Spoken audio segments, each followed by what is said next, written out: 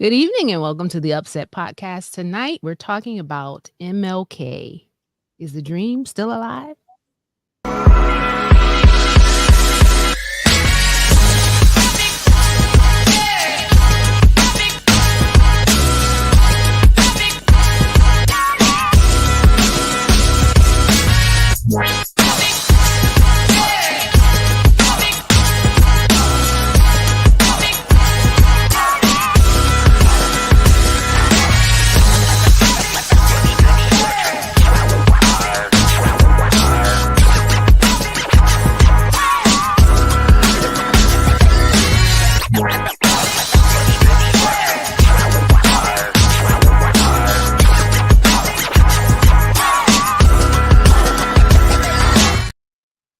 That's right. That's right. Happy Sunday, everyone. Welcome back to the Upset Podcast. We're so happy that you tuned in on this Sunday. And remember, we have some new Upsetters joining us. So let's see who we have today. Here they are right here. What's up, guys? Hey. We in the house. Guys. Hey. Hey. What's up, everybody? Yes. Welcome. And to all of our viewers, let us know where you're from in the chat. We like to see where you're watching from so we can say hello to you as well. Before we introduce our two new Upsetters who are joining us this week, let's talk a little bit about what's been happening in our world, guys. What's sticking out for you in the news, on your timeline? Anything interesting? Where do we begin? Watching from the Netherlands. Wow. Hi. Seeing that, Black History Month, I thought I would raise recently, and this week, this occurred, that Dr. Wanda Austin, who was a Black female, brilliant woman, who was the former CEO and president of the Aerospace Corporation. Oh, yes. She has now been offered a seat on the board of directors of Apple. Ooh, here she is right here. Yeah, she is a brilliant woman. And if you take a little time, look her up, you'll find her background is stellar in this business. And the other thing I want to mention, this is I guess a bittersweet story, and that is the International Court of Justice heard hearings from South Africa on the accusation of genocide against Israel. Yeah. Now, if you've not seen some of the testimony and presentation of some of the attorneys, including Israel's rebuttal on it, it is quite a listen. You would think that South Africa was kind of like the behemoth of, apartheid and all that. Who would know better, right? 84-page document. So it's sort of a bittersweet. So we'll see what comes of it. I have to take a look at that. I can't say that I have yet. Disturbing. Oh, who is this? I'm joining from West Gehenna. This is Tally. You know what? What are we gonna do? I just don't know what to do with this guy. But on the home front, for all of us Pine Forge Academy parents, we were happy to finally move our children into the newly renovated dormitories. Today was a big day. Some of them had already moved in, but they were part of choir. They were at Capitol Hill Church yesterday. Some of you were there to watch the choir. Understand it looks like the Waldorf Astoria. Is that it? Of course. But the bathrooms, at least, it's really nice. And they're really excited. And we'll talk a little bit more about that. The team was able to talk to some of the parents, the deans, and so we'll be sharing some of those interviews, and you'll get to see the dorm a little more closely. But it's great. We're happy for the students. They're ready to start on Tuesday. But it was an exciting time. Awesome. Does this also mean the Saints will be able to stay in there for camp meeting? I'm glad you mentioned that. Actually, no, not in the dormitories, not this year for camp meeting. The cabins will be available, the RV park will be available, but not the dorms. They want the students to get a good year in the dorms before we mess it up. Got it. Exactly. Say less. That's very fair. That's very Yeah. fair. I thought that was only appropriate. You know how it Yeah. goes. But yeah. And I was hearing we were talking about the vice president for Lincoln University. yeah. So for those who are not familiar with the story, can you guys sum that up? Yeah, Antoinette Bonnie Candia Bailey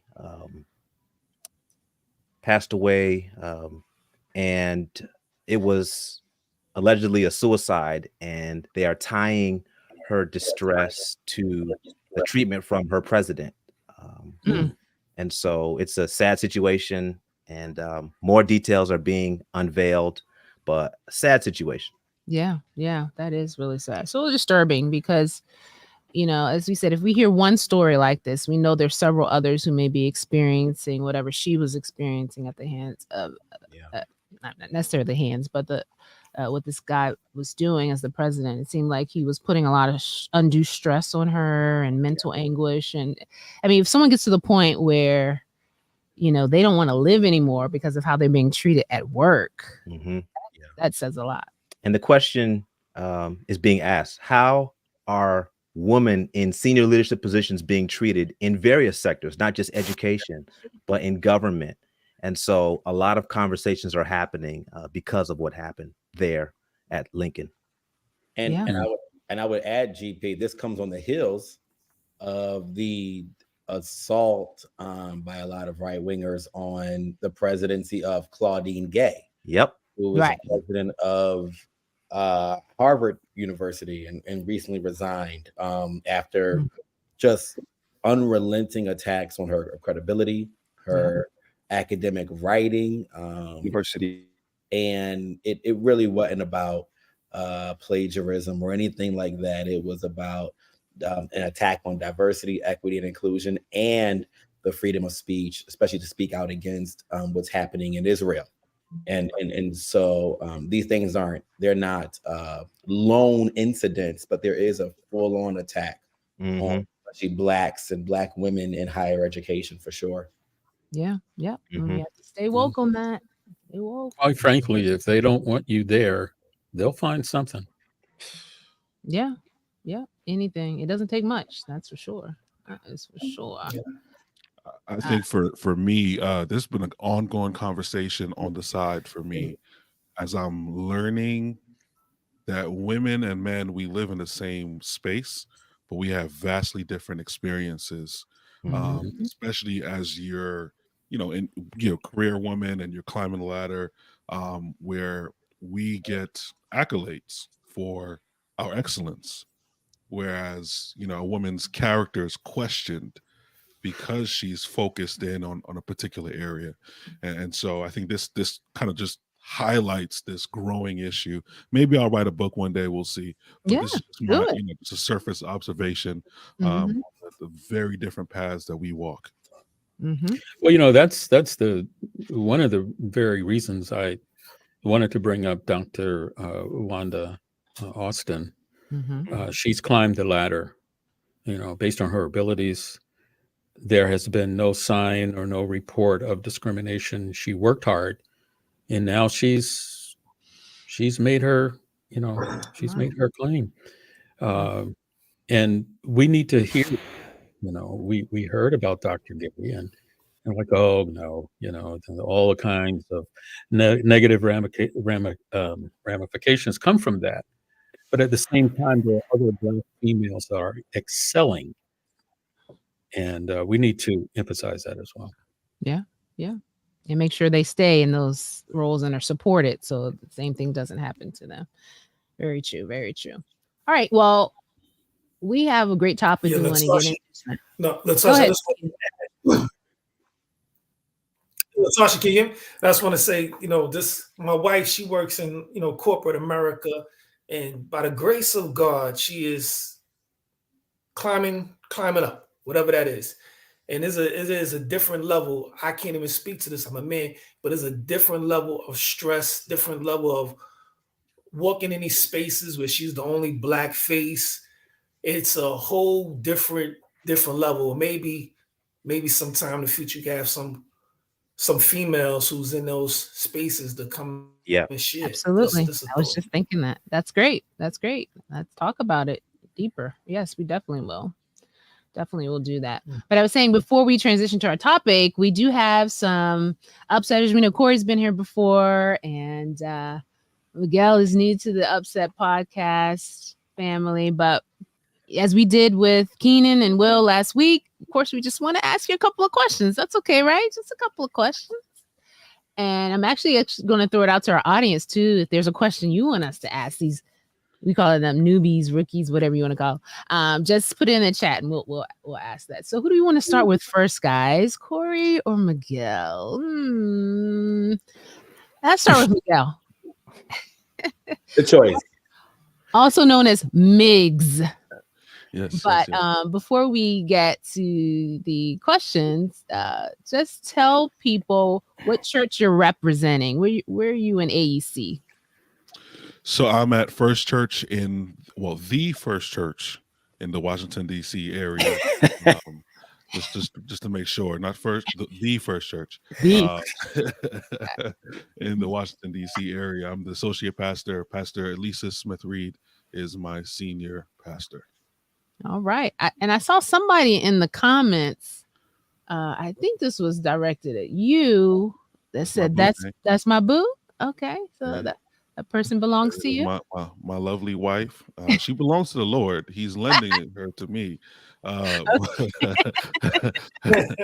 my wife right there. Okay. All right. We support that.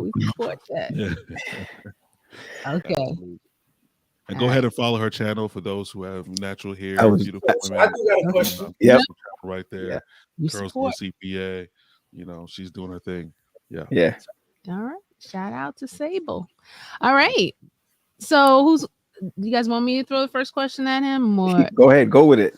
GP? No, GP. I got a question. Okay. Oh Good. Lord. Favorite football team and why? Okay. That's easy. So I am a New York Giants fan. I'm born in Brooklyn, New York. So let me say this. I wasn't always a football fan, but the first time I started watching, we went to the Super Bowl. So since then, I have been hurting. But I'm staying loyal to my team. Okay. And I'm gonna stick by their side. All right. Okay. I'm not sure if I heard him. You said you from where? Oh From Lord, these Brooklynites. From Brooklyn. Yes, sir. The Browns. How we ended up with Brooklyn. 3 Brooklynites. My mic is son. Did you say it one more time again? Hold on. I'm Brooklyn. gonna send you my mic, Keenan. I'm gonna send you my mic. Oh, that's right. We got to break up these Brooklyn. Okay, one more. Really. What part of Brooklyn? Seriously, what part of Brooklyn? Brownsville. I'm from the Brownsville section of Brooklyn. It's the last ungentrified section of Brooklyn. You at the better moment. believe it. Yeah. The killer number 2 train.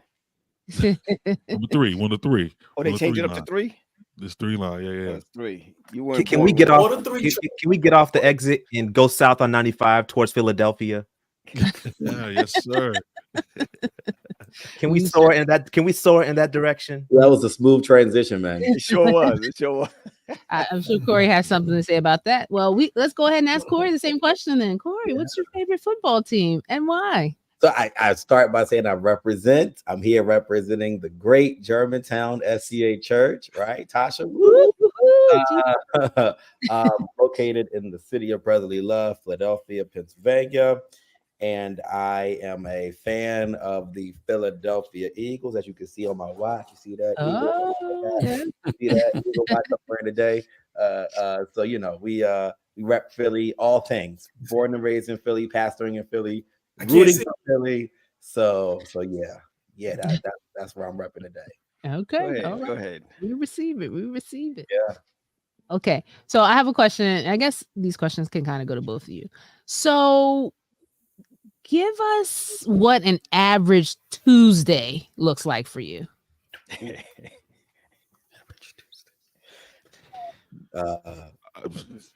Corey, you go ahead first. Yeah. All right. I jump on the 6 a.m. prayer call. All right. Okay. And then drop my daughter off at school. And from there, go right to the gym and try to get a workout in, and then meetings. Typically, Tuesday is meeting during the day. So Okay. it's really meeting day until Okay. until pick up and go home and play with Corey time. So yeah, that's really what it is. It's Okay. a boring kind of day. It's cool. It's cool though. We like to Hey. pick up and stuff. So Tuesdays. Miguel, you got it? Yeah. Tuesdays are not typical for me. I don't know what it is about Tuesdays, but I can be anywhere in the world on a Tuesday, doing anything on a Tuesday. Okay. Just last Tuesday, I was flying back to the States. So We didn't ask you. We didn't ask you. I'm just got to put it out there. From where again? Not Brooklyn. Listen, you want to pay me for these questions, Pat. Man, it was coming from Jamaica, These New Yorkers. which is still Brooklyn. No, Mm. seriously. When I'm in Jamaica, I really feel like I'm on Flatbush Avenue. That's Wow. legit. But yeah, on Tuesdays are typically the day that I kind of try to spend looking forward to the next couple of weeks. So I'm planning on Tuesdays, seeing what I need to do for the week or for the next couple of weeks. And so that's kind of like my deep thinking day, Tuesday. Okay. Yeah. Okay. I'd like to ask them a question, starting with Corey. What's up, man? No, I'm going to tell you this, that I am so impressed with y'all. Let me just say it like that. That I normally don't follow preachers, but I started following both of you. How long does it take for you, hours or whatever, to prepare a sermon? Wow. I'll take this to start. So it's an interesting process. And I was talking to someone and I said I would never teach this. For me, it's usually, if I'm preaching on Sabbath, I'm not looking at text until Monday. Okay. Most likely. So Tuesday is meeting day, but Monday is Setup day. Find the text. Okay. And I will spend typically Monday and Tuesday doing the research part, the exegetical part, the writing part. And then from Wednesday through Friday at 11 p.m. Slow down a little bit. Giving him his schedule for the Most of the time, honestly, is spent practicing. Wow, really? Yeah.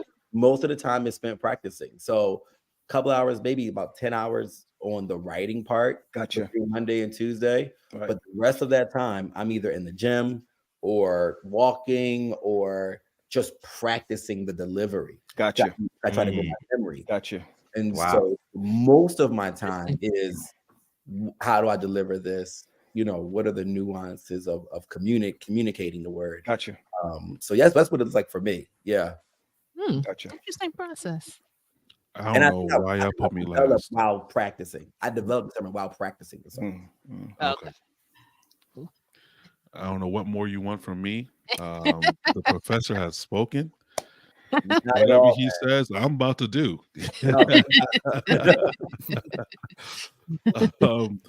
I'm still tinkering with my my sermon development process. I feel honestly, I feel like I'm a rookie in preaching. I feel like I'm just coming into same here, like into my zone. So I'm still learning from people. I'm watching a lot of content. I'm trying to find resources. But typically on a good week, let me just say that, because again, anything can happen, right? Yeah. I want to be thinking about my sermon at least 10 days out. Like I may not have settled on a text per se, but I want to ask. I'm learning to ask the questions: what's necessary to say in this moment, right? And that can change within that 10-day span, right? Anything could happen. And then I try to. Let me also confess this: sermon preparation is a very high anxiety moment for me, Yeah.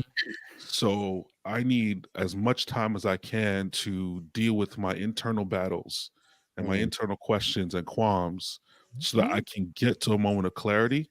And that often takes a lot of time just getting to the word and just reading. And a lot of stuff that I read may not be critical to what I'm going to preach. And then through that process, I find a text or I find a theme, I find something that anchors me. From there, I spend probably the first 2 or 3 days just trying to dig up the text a little bit, trying to see it from a different perspective. I try to reserve commentaries to the very last, if at all. I'm not watching anyone else's sermons on this topic. I want to hear the word of God. You know, I want to hear what God is trying to say to me and to his people through the context of our text. And then I'm grateful for Corey's answer. Yes, to Tally's question, 10 days. I can do that now because I'm Associate life. pastor. Yeah. Associate, I you can do that. now. Yeah. Associate. Praise the Lord. My goodness. But I want to get into the discipline of writing everything out. I'm typically more of a outline type of a person. Yeah. And most times I'm not, it's stuck in my head. Most times I'm not getting out all on paper. And so those last couple of days I'm working on, okay, what's the appeal? Like after I've gotten my main sentence, I need to bring people to an action. Like I can't just, say wonderful words. Right. We need to get to a point of an action. Well, you sound good, even though it was a 10-day thing. It sounds good. Listen, man, the Lord is covering me, y'all. Miguel, I don't know if you remember, we had a professor at Oakwood who said you should spend 40 hours a week. Yep. Oh my Lord. On your for 40 minutes is 1 hour for 1 minute. He said 40 hours a week, and like literally there's not enough time in the day. No. You know what, Corey? Before we go ahead with the I know we got to move, but that's back when in the days when you had the commentaries and you had all of that, and you had all the books spread out on the ground to come out with that. He is still talking about that now. It's a little bit quicker. Listen, man. But you know what has helped? I will say one more thing before we go. You know what has helped? The hardest part for me in sermon preparation is picking a text. If I'm coming in like fresh on Monday, all of Monday is trying to pick a text. And so what has helped, especially being at Germantown, is doing series, because it allows me to kind of map out, and I at least could have text ready for me. Awesome. I'm able to just go right to it and say, Lord, you designed, you said preach this day. Let's just work with it. I got you. Cool, Sorry, cool. guys, for asking the hard question. No, that was a good one, man. That was good. Callie said, "Who said that?" That's good. You go call him up. A quick question from one of our viewers: since it takes all of that time to put it together, do you then recycle some of them? Absolutely. Every time you preach is fresh, whether it's fresh to you or fresh to the listeners. That's a fact. Yeah, okay. A new spin on it. I like that. It's the same God. It's the same God as yesterday as he will be tomorrow. One is the King James version, the other one is the NIV. Just go with it. The experience is always new. Oh, all right. That is cool. That's cool. Thanks, guys. Thanks. Yeah, thanks. It was cool learning a couple. And we'll be learning more about you guys as we go along. Thanks for joining the Upset Podcast. Because for Patrick, you're gonna need shoes. That's another joke. Oh, the shoes. All right, Keenan. We're gonna have one of our newest upsetters lead us in our discussion this evening. So I'm turning it over to you. What you got for us this evening? Nick is crazy.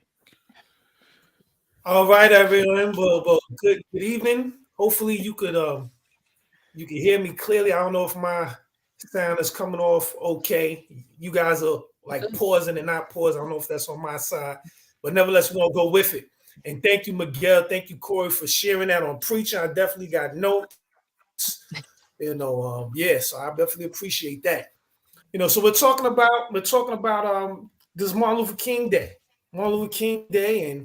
and so his contributions. So my first question to you all: It's holiday, Martin Luther King Day. Junior is this Monday, tomorrow, as a matter of fact. So, what is his contributions? Can anybody want to speak to that? What is Martin Luther King? Anybody want to jump on? I don't know. You want to Google it real quick, but what would y'all have to say about his contributions, his legacy?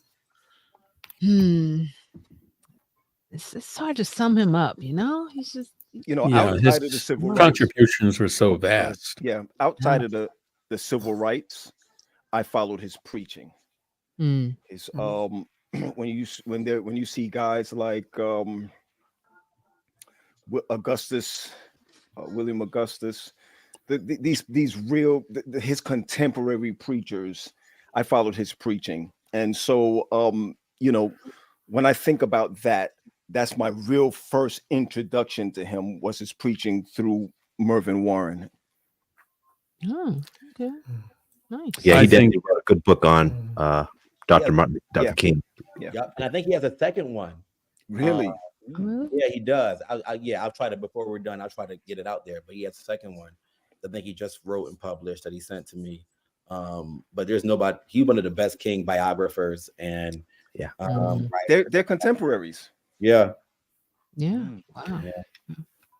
I think one of the most unique things. I mean, there's a lot he's contributed to this country and to the cause of civil rights, but I think that the one that stands out the most to me is his ability to bring together what we call social justice, conscious and social justice.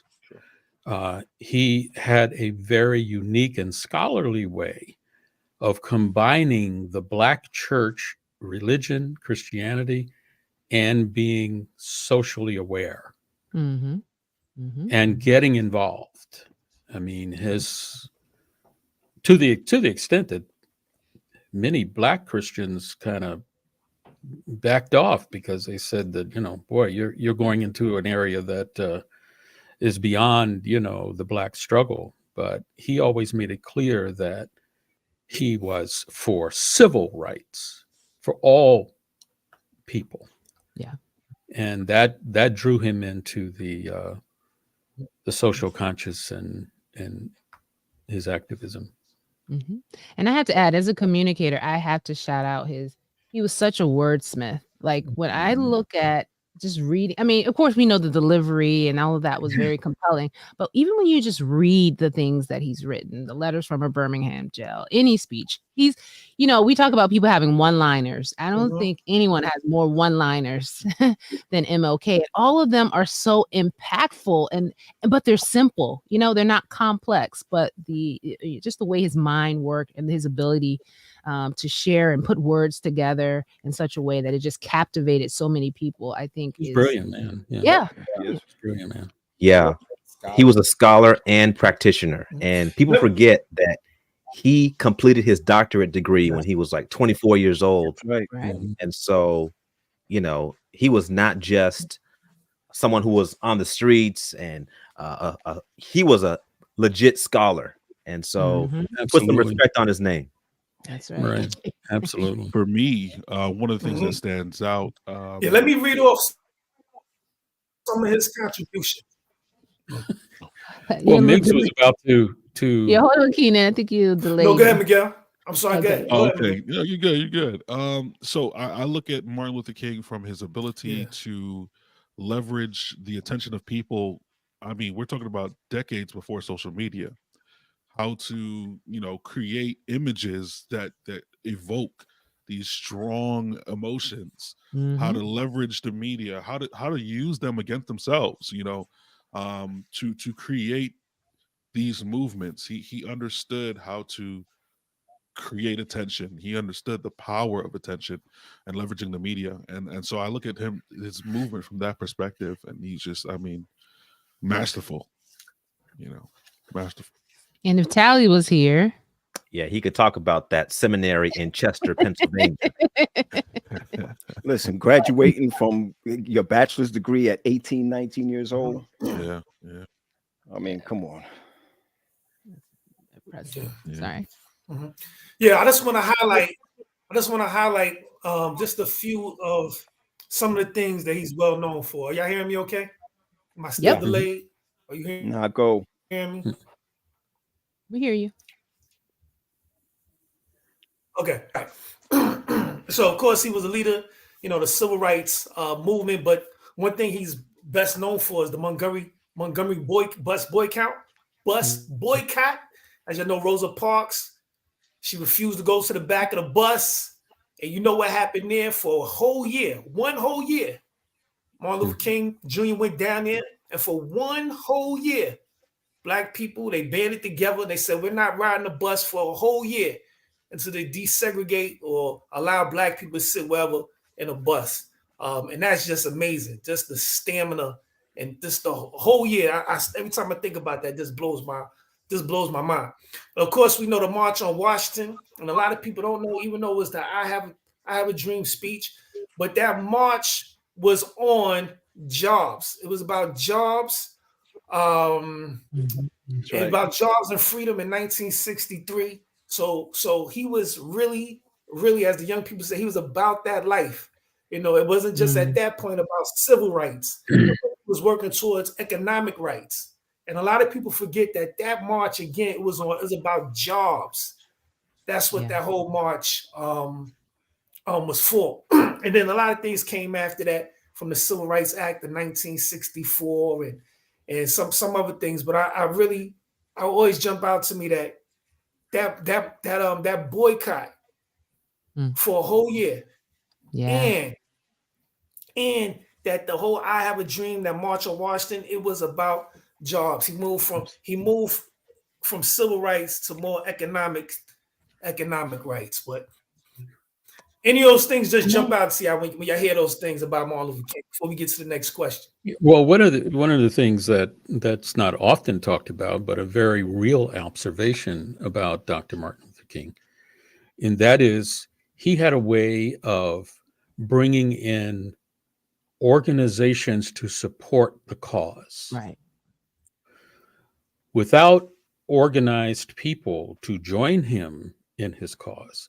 In fact, those organizations, unions, teaching associations, you name them, there were quite a few that literally was the wind, beneath his wings. He stood out there, but they also stood with him. And that's going to be an important thing to discuss as we continue, is that the Black church in general was behind him.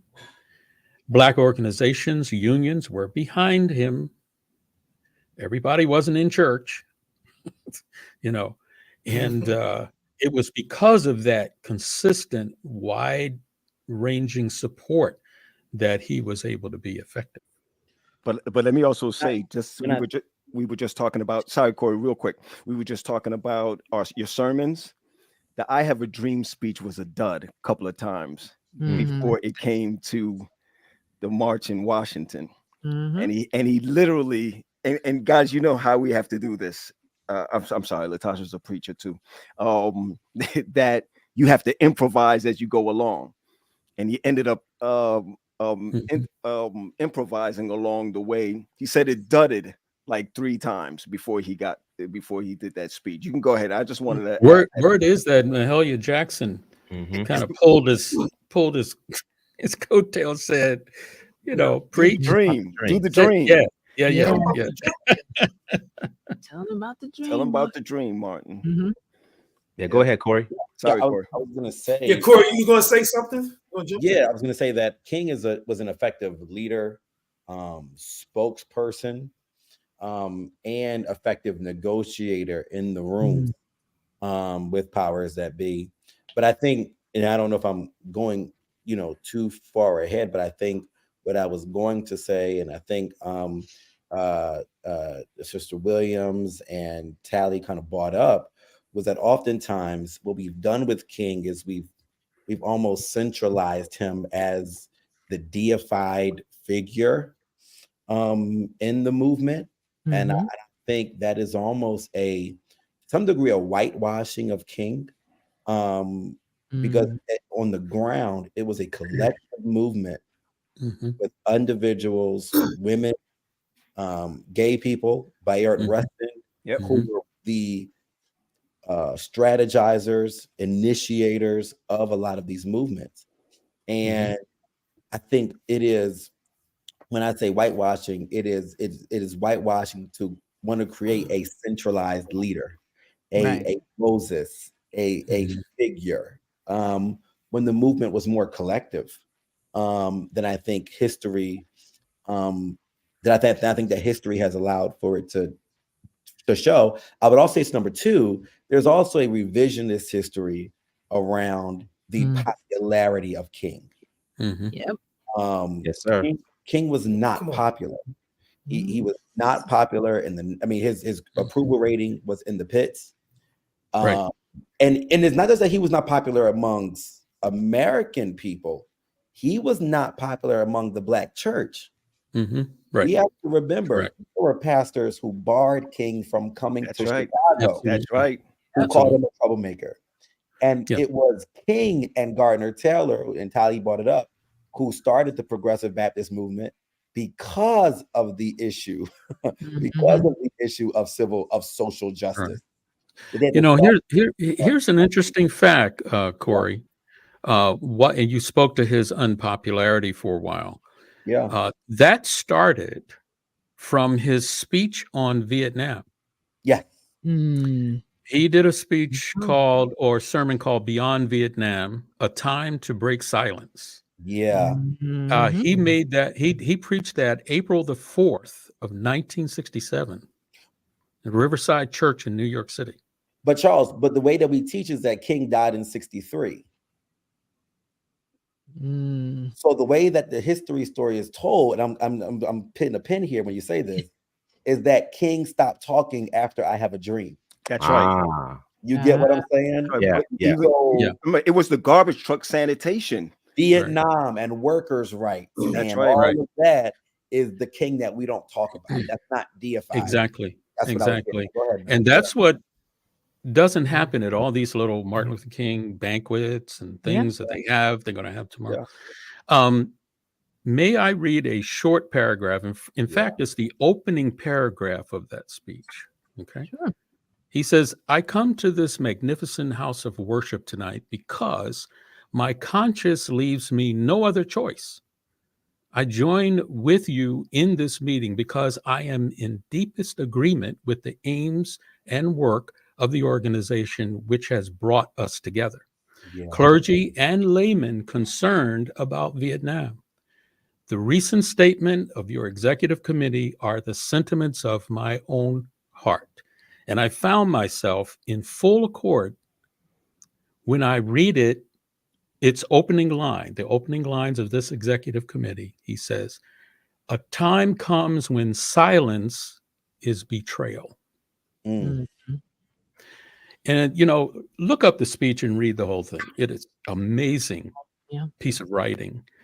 But right after that, that's when his popularity started to tank. Because even Black folk were saying, wait a minute, well, you know, you're trying to speak in behalf of Vietnamese, and here we are struggling.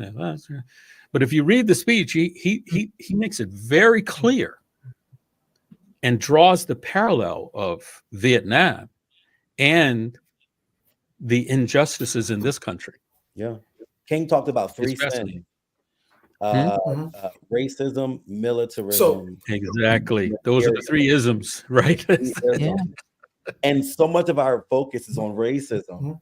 And we fail to see that racism is manifested through materialism and militarism. And you can't create this bifurcation, a trifurcation between the three. They're all interconnected. Right. And, you know, within that speech, he makes an important point. Now I'm paraphrasing.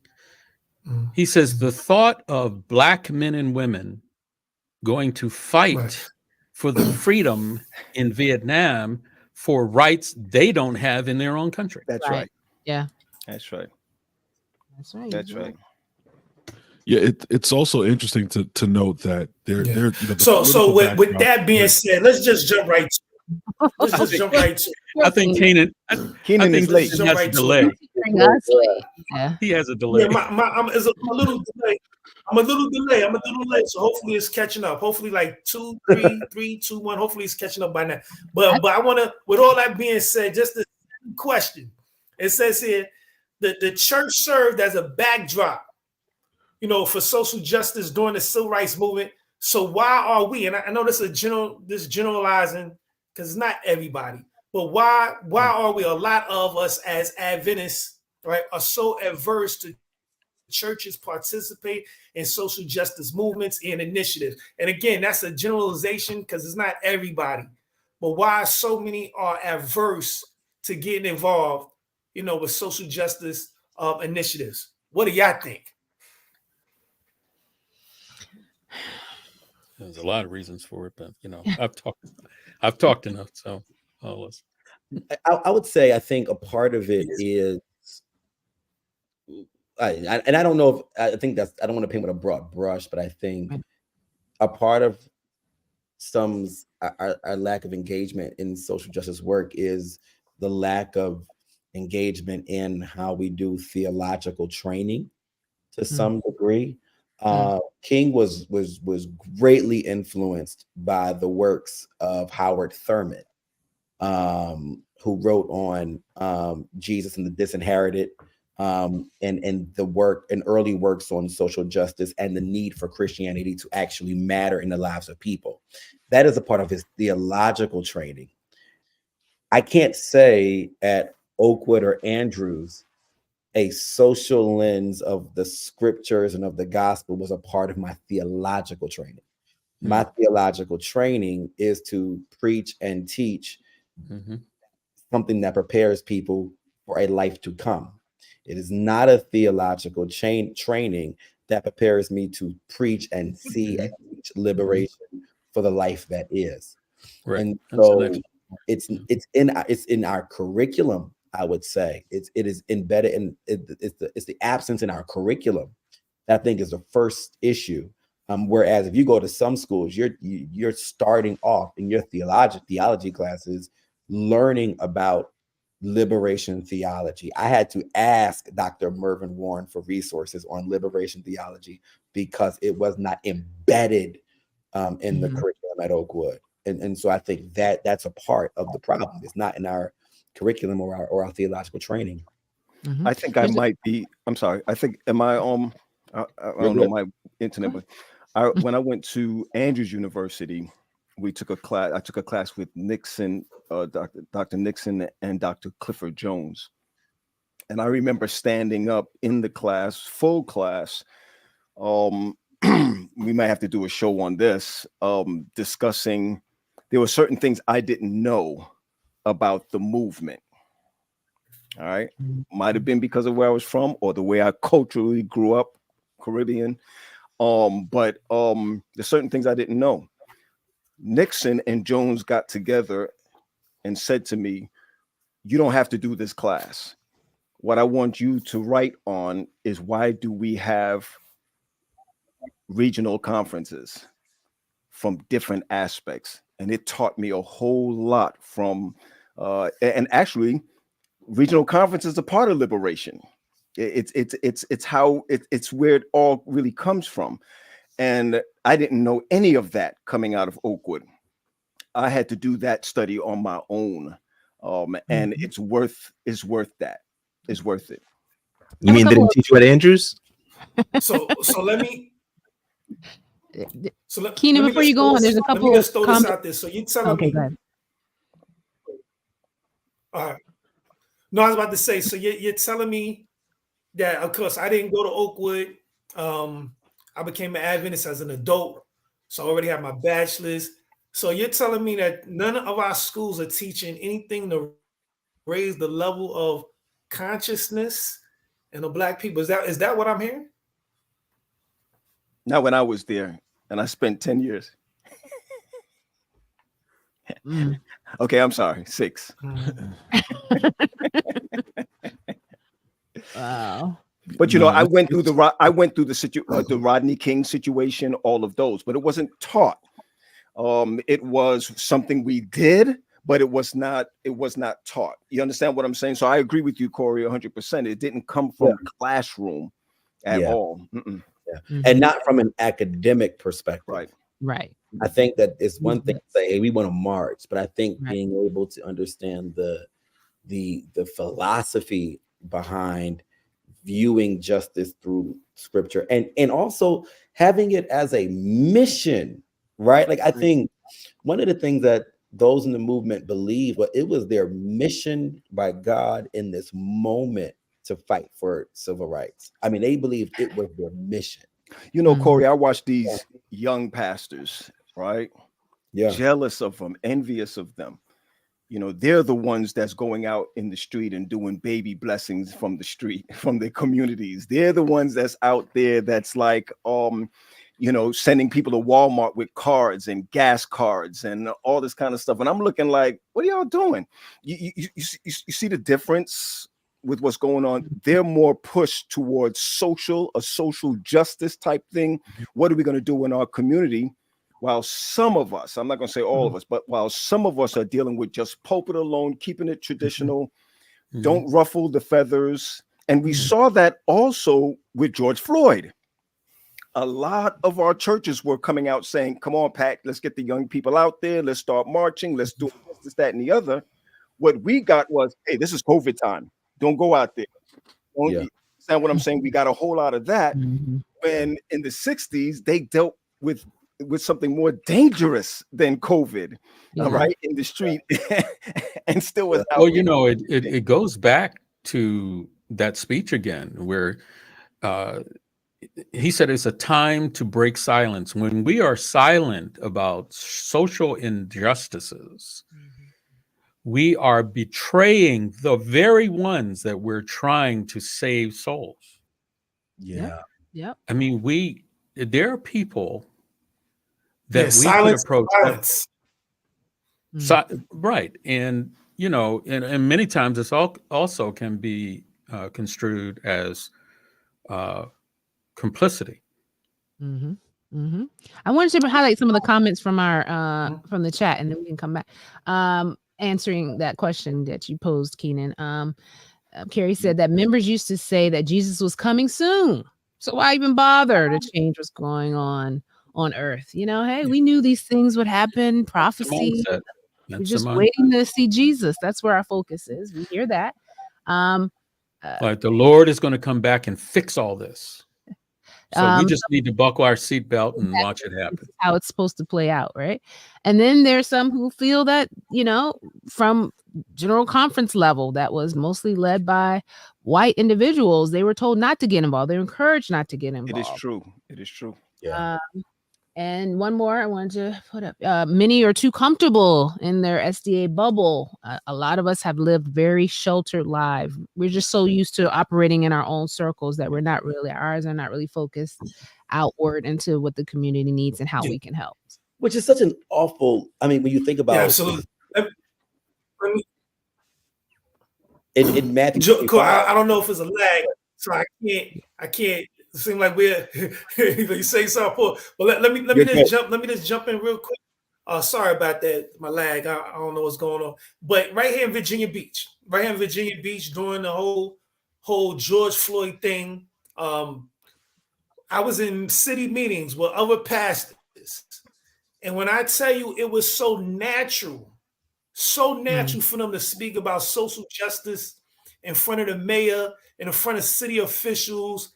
It was like they was in their comfort zone, where I had to just really fall back and say, okay, I don't know if I necessarily had this training, but let me see where I could get into the conversation. But it came so natural for them, and that is so true. I think we need that training.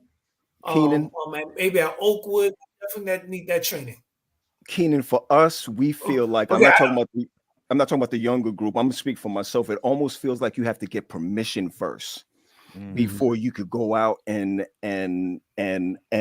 ruffle feathers. You know, it's almost like we want to handle everything from the standpoint of whether or not we're gonna get sued or or are we going to get the, Latasha, you in PR for the conference? What are we going to say that's not what we all believe? Risk management. Yeah. Well, yeah, the risk side of it, Yeah. to be able to stand up for someone or to stand up for something that's going on in your community and have the risk of saying he doesn't belong to us. That's his opinion. That's what he thinks. And I think that's one of the dangers that we have. I think you said it was Nicole that said, we're in our comfort zone. We don't want to ruffle any of the feathers just in case. Martin Luther King was considered to be a communist in certain situations. He was known to do other things that we didn't want to be connected to. His health, we didn't want to be connected to. But I'm glad that Mervyn Warren, E.E. Cleveland, they had him in Ashby Auditorium back then was Ashby Auditorium, which is the gym now, that where he was able to speak to the students. And I'm grateful that he was able to do that back then. Yeah. Just to kind of continue on the conversation, Pat mentioned something. So I want to get to some. Okay, Miguel. A Caribbean background mixed in with our Adventist Oakwood upbringing, right? I'm grateful that Corey had the insight to ask those critical questions. But for the rest of us who weren't aware, and again, there's a lot that I did not know. In fact, I would say maybe 95% of what I understand about the civil rights movement before and after happened after I left Oakwood, right?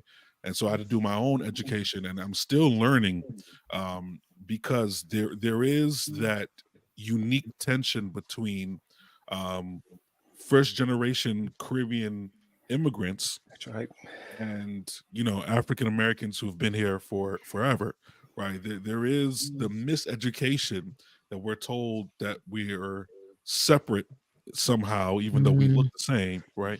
And then you add in the Adventist element, where for some reason, and I'm purely going off of my observation, and correct me if I'm wrong, but a lot of times we start off in the inner cities. We start off, storefront churches, but as we grow out into the suburbs. So we never have a desire to stay in a community where the people need us most. Correct. That's right. And so that's entrenched in our DNA, is to always seek safety instead of seeking the lost. But look at this, gang. Megs, I'm going to say, look at Corey's church, Germantown. I'm not sure if this is Germantown, but you will all understand. We have some churches that started off when their neighborhood was black. Then the gentrification starts coming through. Yeah, it's real. And okay, is it like that at Germantown? Is it around there starting to? It depends. Literally, it's happening in the neighborhood, but it's becoming an enmeshed community. Right, but it's changing. Yeah, that's First Church right now. So right, First Church, for example. So we're looking at a situation. Do you move out of the neighborhood to get to your people, to get to the liberation of your people? Because right now, when I do a SWOT analysis, I'm finding out that in my neighborhood, we need counseling, we need after school. Whereas back in the day, it was you need food. That's all we do. We always talk about food or a pantry or something like that. When there's something deeper as far as liberation is concerned. How do we treat the police? How do we treat our own police officers? I'm talking about our black police officers, and not put them in a silo. Also, we have to think about voting. It is seeping back into our churches. Come on now, that we ought not vote. We ought not be a part of come on, it's coming through. It's coming in. To your point, Pat, we don't care about the political process until it starts to encroach upon our Sabbath. That's the only time we go full force, right? Is when it's time for religious liberty. You got a full lobby, full lobby, right? Full lobby. But all the guns out. Forget the genocide. Forget the fact that we're willing to strip people's rights. Forget the other issues. Those are for them. That's right. That's not for us. And that's entrenched within our DNA. Yeah. That we ought not be a part of this because it doesn't affect us. And I think that's literally, we are literally walking in step of what Jesus was talking about with the Good Samaritan. Like we're okay with stepping over the lifeless body of someone in order to get to our services. But the moment that same axe is coming our way to shut down our church doors, we're up in arms. Did you get that from a 10-day thing, or was that like? But I think that does speak to what I was gonna say. Is I think guys, it goes. Yeah, let me jump in. Let me jump in real quick. Oh, yeah. wait, my bad. Again, I got the lag, so I had the lag. I just want to throw this out there. You know, y'all spoke to the theology. I want to get to the practical. What can we do now? But I just want to throw this out there, and you all can Google it, look it up. But this thing called the lost cause theology, right? And basically during the Civil War, right, when the South lost, the lost cause theology, they believed that, you know, that God was on their side, but don't worry, God is coming back soon to fix everything, you know.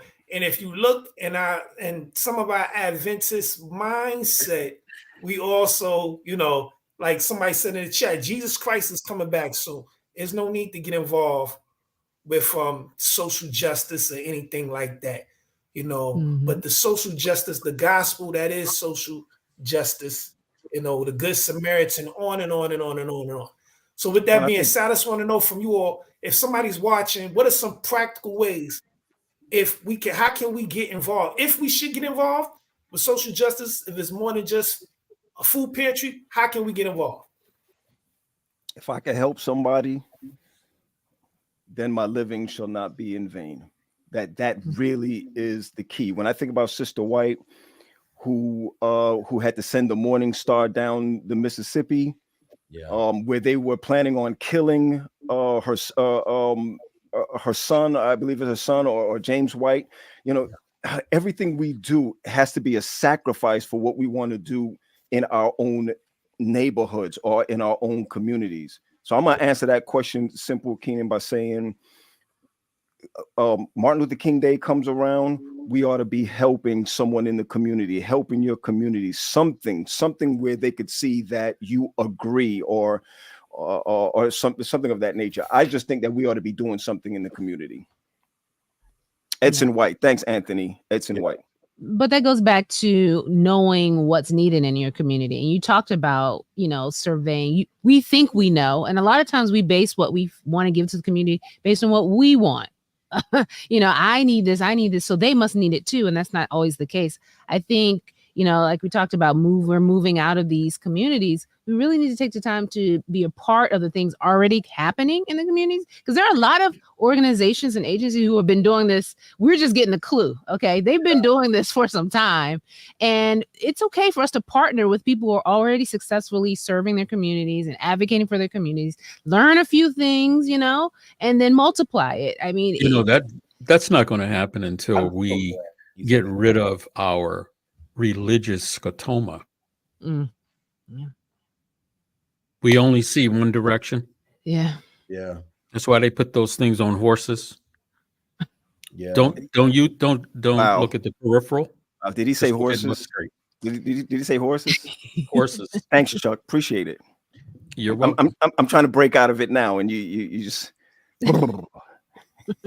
I just want to say I'm so glad. First of all, in a practical sense, I'm glad you said that, Latasha, because even if Black churches, Adventist churches, whatever denomination, but Black churches can be gentrifiers, right? Or even be like the well-meaning white liberal, right? Who shows up and says, "Here, I am now going to start this organization to feed people," and you got like 6 organizations who's already doing the work. Yeah. See what is already happening and partner and invest in people who have already been very good. Doing the work. Churches have people resources, and we have financial resources, right? So if there's a pastor listening, just think to yourself, you don't have to start the community organization, right? But you can make, set it up a situation where your members are always volunteering there, or always giving towards or investing in it. That there are more ways than having to be the thing. I like that thing. Is something even more meaningful.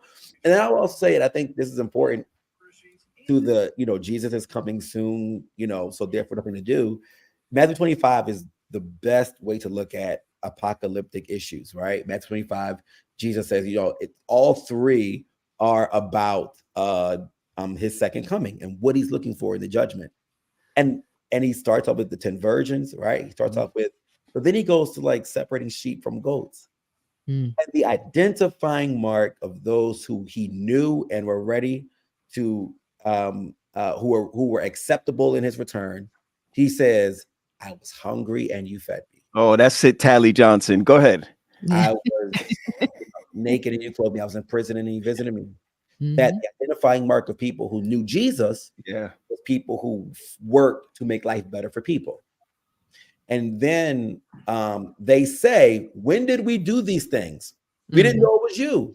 And he says, whatever you did to the least of these, you done also to me. Oh, yeah. The implication is that you did it because it's the natural flow of your heart. Yeah. Right? Yeah, well, Martin Luther King knew that. Yes. It was it ran in his veins.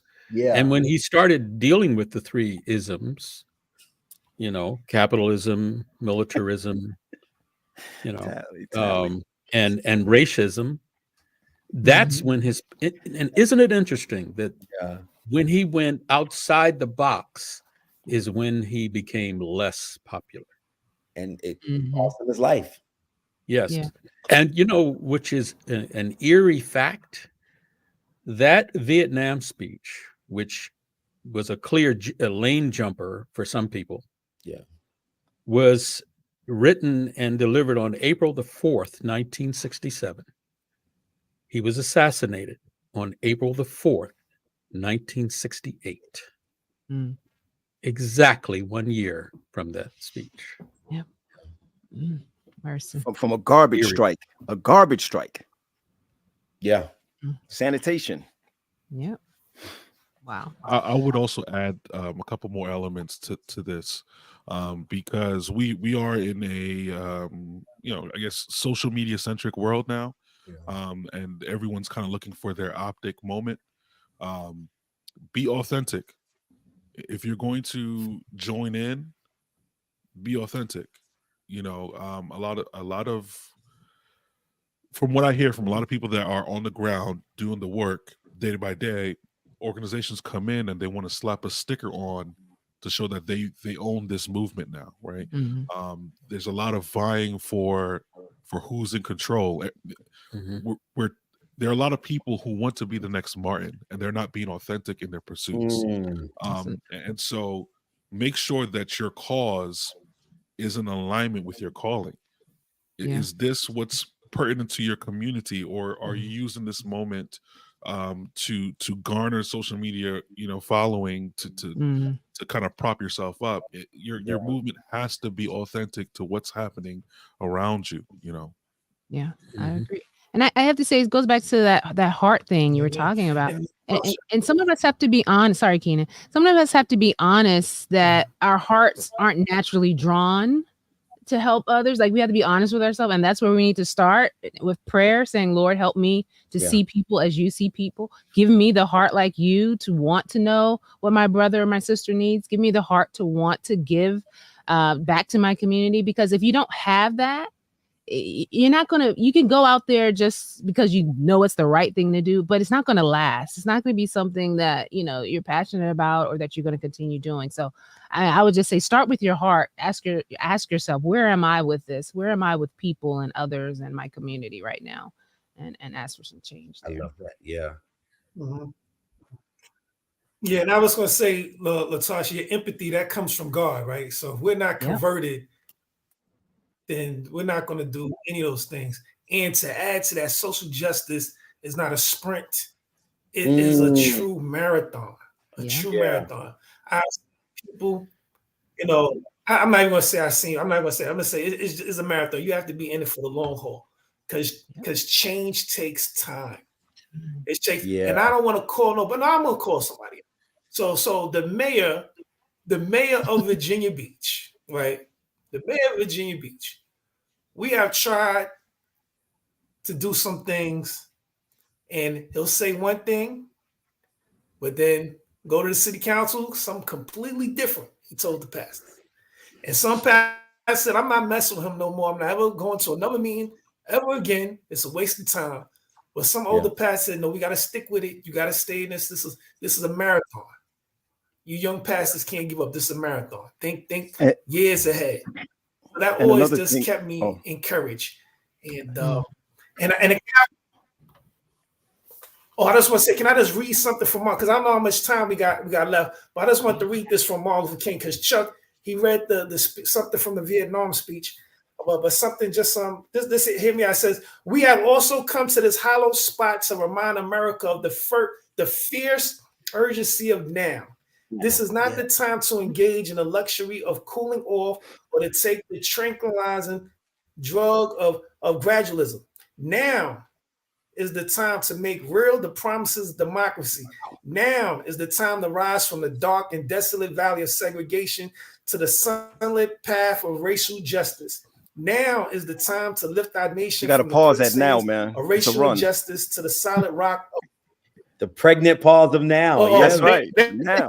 Yeah, it's almost done. Now is the time to make justice for all God's children. That's it.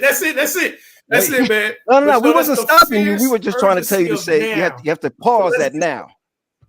Now is the time. Pause it. Yeah. The lagging. But the fierce urgency of now. A lot of people got to just get involved. Get involved. There's organizations out there. You don't have to create something new, but do something. Yeah. And don't wait for your church to do it. You do it. Don't wait. I think one, and this we can say this for later on, another time. But the Adventist church, we don't have the longevity as a pastor to continue that in the community. Most of these places, their pastor's been there for 25 years, 30 years, pastor emeritus, all of that, and the people know the pastor more than they know the mayor. You see what I'm saying? So we don't have that kind of luxury. So we would have to flip it and start to teach our people to be out in the streets, etc. So that when somebody comes around, it's not necessarily the pastor's move, but it's what the church has been taught to do. Mm-hmm. Yeah, I want to point out one example of the spirit of Dr. Martin Luther King, and that is through Dr. William Barber. Yeah, he's quite an activist, and most recently he made the news because he took his mother to see The Color Purple, and the movie theater would not allow him to bring his special handicap chair in. They asked him to leave. In fact, they called the police to have him removed from the theater. Now, he could have said, okay, this is a personal thing. They didn't like me or whatever. And he and his mother's gone to this theater before. But here's an example of a minister saying, I'm going to take this opportunity to support the handicapped people in this country. Mm-hmm. They are not treated well, as I was not treated well, with a chair that he's always traveled with wherever he's going. Mm-hmm. Because of his arthritic situation, he has to use this special apparatus. So the theater wouldn't let him in with that, although the theater had a handicap section for which he put his chair in. But for some reason, they did not want him in the theater with that apparatus. Now, he took the opportunity. That could have been a personal thing. Oh, they don't like me, He took that cause, his personal problem at that time, to champion the cause for handicapped people in this country, period. Yeah. That is an example, a type of Martin Luther King example of, it's not just me. I'm not the only one that's handicapped. Yeah. Handicapped people have this problem all over the country. And so I'm going to take my personal incident and make a statement that we need to do more to provide for people that have handicaps. Mm-hmm. Yeah. Great example. Can I just say this before we go? Just one thing that stood out to me is what you discover in the life of King is, I say all the time, you cannot be both prophetic and popular, right? And I think we live in a culture of celebrity activists, right? Talk about if all the politicians are standing with you and everybody's always with you, you have to reassess, the stance that you're taking. At some point, you're going to become unpopular if you're going to really stand for justice. And the warning is that you won't become popular, or you may not see the fruit. There it goes. While you're living. That's right. Right? Yeah. King had no idea what would happen after he passed. And now he has a holiday, but that wasn't his reality in the lived experience. And so that's a sobering point for me and for anyone who wants to get involved. That's a warning, but also, Jesus is with you. My man said Jesus is with you. Thank you. You're alone. That's it. Awesome. I love that. Yeah, I heard somebody say the truth has no friends. Corey, my dad always told me, if everybody likes you, you're doing something wrong. Doing something wrong. Yeah, man. Yeah, man. Okay. Time to get in some good trouble. Sounds like we're saying. That's absolutely. Who's Kerry Williams? We all know by now. We all know. But no, this is great. My scholarly wife. Your scholarly wife? Absolutely. I love it. I love the spouse. Times I'll come home after the podcast and sometimes I'll ask her, did I make any sense? And if I didn't, she'd let me know. She let you know. That's good. We have you back. Curls of a CPA. Great discussion, y'all. Okay. Thanks, Abel. Thank you. Thank you. Let me. This is my final statement for the show and the topic. Your desire, your response. When I say I mean Seventh-day Adventist Christians.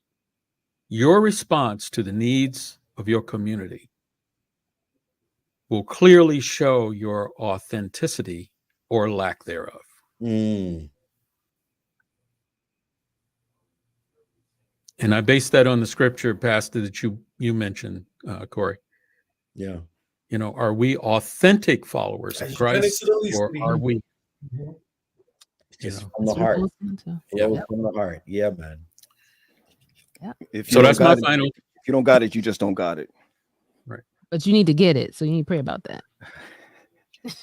She said it like it was me, but okay. Just like that's it. No, but you're right. You're right. Go get it. Yes, great.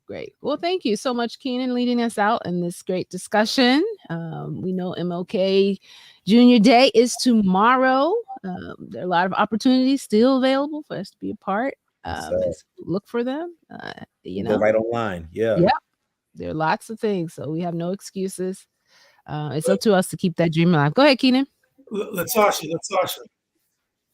Just want to say, if you're in the Hampton Roads area, tomorrow at 10 o'clock, in celebration of Martin Luther King Jr., the march at Washington was a march for jobs and freedom.